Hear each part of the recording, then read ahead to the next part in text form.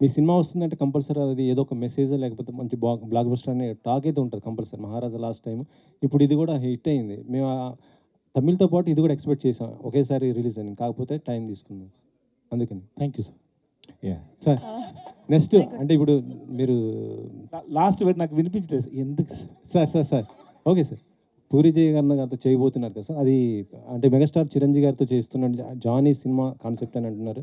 Auto Johnny అదేనా? లేకపోతే ఏదన్నా ఇంకా స్టోరీ నేను ఎప్పుడు ఎలా సార్ చెప్పవచ్చు. ఈ wait and see sir, but movies coming out really well sir.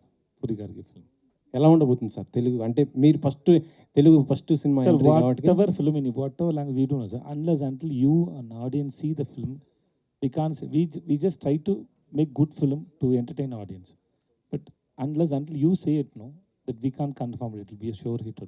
In Talavan the sir madam also, we showed to so many people and everybody liked it, but still we didn't get the confidence. We hope it will be a hit, but once the audience saw the film, then we got the confidence. Same way, any film we work to give a hit, that's all.